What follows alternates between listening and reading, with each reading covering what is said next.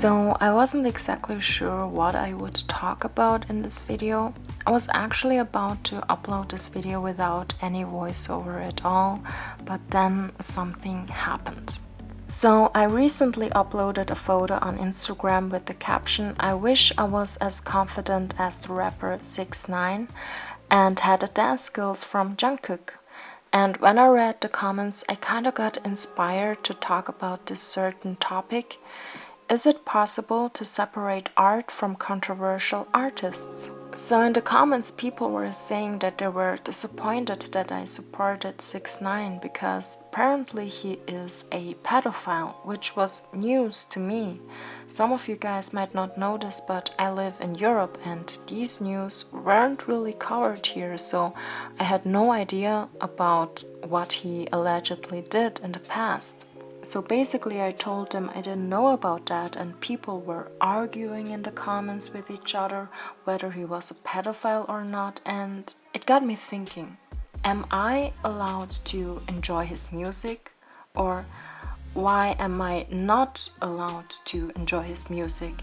It doesn't mean that I support his actions. Like, what is this world where we just police each other and shut each other down? How we tell someone that they should cancel a person entirely because they did bad things in the past, and if you dare to listen to their music or watch their films or what have you, it's just like as if you're the pedophile yourself, you know? I guess it's a very tricky topic, but okay, for example, Chris Brown. He beat up Rihanna, and after that a lot of people cancelled him. He was basically universally hated, but somehow he's still making money and releasing new hits and still has a huge fan base, which I personally don't understand. But I have to admit that there are a few Chris Brown songs that I like. I can't help it. I think they are catchy, you know? And same with Louis C.K. He is a very famous comedian who recently got exposed by some women. There were some allegations that he was masturbating in front of women. Although he had consent from the woman, it was still a sexual misconduct, which I know is a bit confusing to understand for some guys who don't know about the story yet. But anyway, will I never watch a comedy special from him because of that? No, of course not. Although I don't support any of his actions, I still think he is a very talented and funny comedian, you know? Or, for example, The Simpsons. The Simpsons got under fire too because of the somewhat recent controversy about the Indian character Apu. There was a documentary called The Problem with Apu that came out, I think last November, in which an Indian American argued that the store owner Apu is based on racial stereotypes, which I agree with, but I don't agree with the outrage that the show The Simpsons should be boycotted, cancelled, because if you really think about it, almost every character in The Simpsons is an over-the-top stereotype. For example, they have a stereotypical angry Scotsman, a redneck, a stereotypical Italian chef, and the American-Italian mafia. The Simpson family itself is a stereotype about dumb Americans. And there are countless other times they depicted Asians, especially the Japanese, in a very stereotypical way.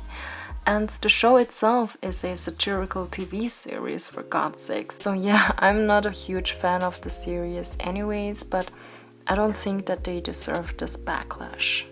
And yeah, same goes with companies. There are some makeup companies who are super controversial as well, like Lime Crime, Kylie Jenner Cosmetics, and I don't know if you guys ever heard of Jeffree Star, but he's a YouTuber and he has a makeup line, and I heard from a friend that his highlighters are super good and highly pigmented, but because there is this drama about Jeffree Star, do you choose not to get his products?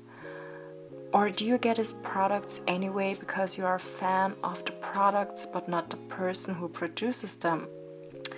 It's a very tricky situation, and I think if you don't want to get involved with any drama, I guess you can just get the dupes, but yeah, I don't know what's the solution here.